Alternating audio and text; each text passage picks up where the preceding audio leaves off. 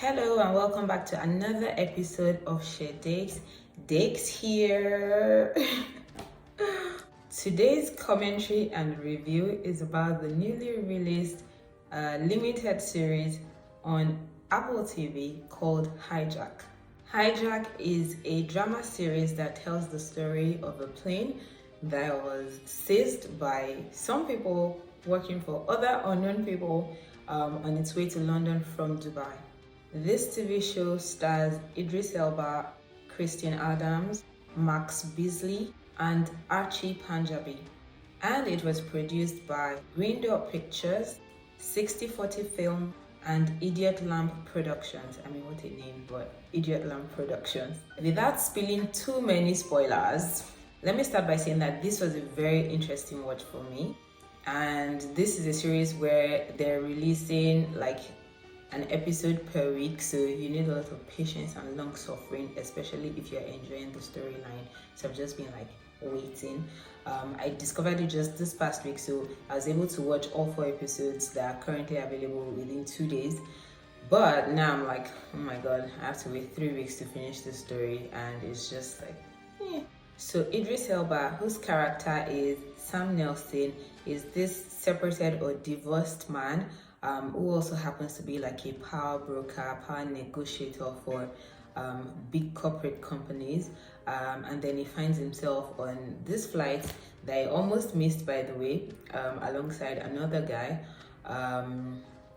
And he's just basically trying to play mind games using his negotiating skills. Of course, nobody knows that he's a negotiator.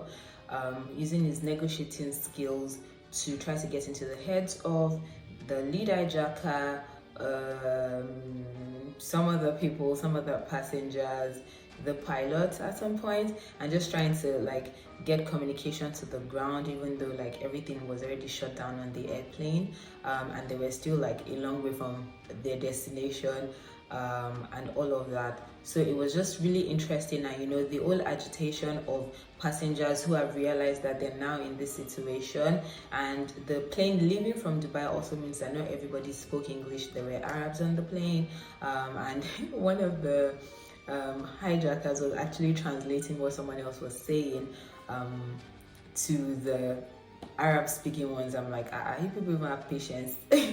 Yeah, even trying to let them know what you're saying. Wow. But yeah, that's the basic gist of it. So what stood out to me in this series? First, the quality of the acting. Everyone, from the crew members to the lead actors to the hijackers to the passengers doing wakapas, were all really good and convincing in their acting. Like, I don't remember seeing anyone that I thought, oh, like, this isn't what anyone would do in this situation, or you don't look scared enough or something, but yes, there's that. However, that said, there were aspects of the script writing itself that made me wonder, like, are hijackers always this nice or this lenient, or allow things go on like this and all of that? I feel like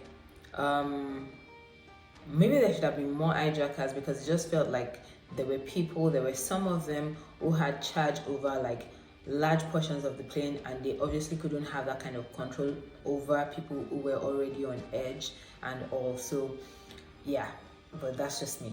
Also, there was one of the actors who was working at the Dubai air traffic control and felt that something was wrong, and was trying to sort it out, but then they showed us a couple of things that should have warned him that something was wrong, but it just kept making like stupid decisions as far as I'm concerned. Like, why would you go to this kind of place? Why would you believe this person? Why would you go there? Like, you're just going to like get in trouble basically.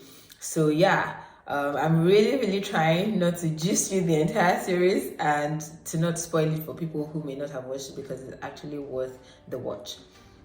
The second thing that stood up to me was the set and production.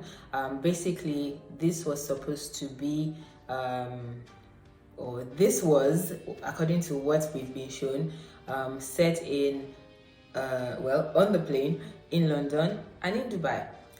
But from what I've seen from the movie credits and whatnot, it was actually filmed in the US and the UK. But everything that we saw was believable, like the Dubai scenes, believable, the cars on the road in Dubai, believable, because it's just like, yeah, I definitely see Arabs driving this way or dressing this way and all of that.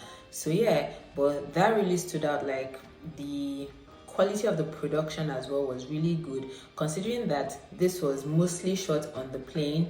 We know how tight planes could be, like the aisles and all of that. So imagine like endless scenes on the plane with all the equipment that they might have had and all of that, all the moving around that they would have had to do. It didn't really show, it didn't feel forced, it didn't feel like, oh, people didn't have room to move when they were doing what they were supposed to do and all of that. So that was really good to me. Like it was effortless basically. Now, was it realistic?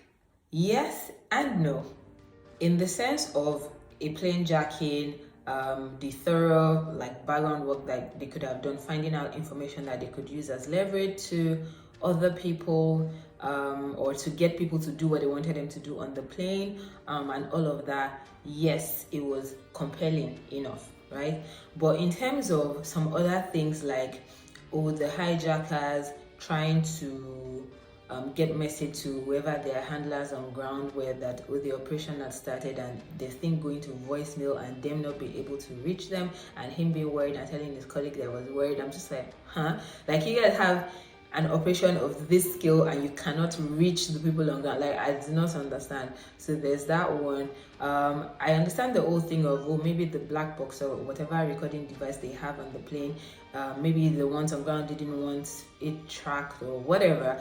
But I believe that for you to have gone to the extent of jacking a plane or hijacking a plane, you would have like secured communications line and all of that. So that was just weird to me.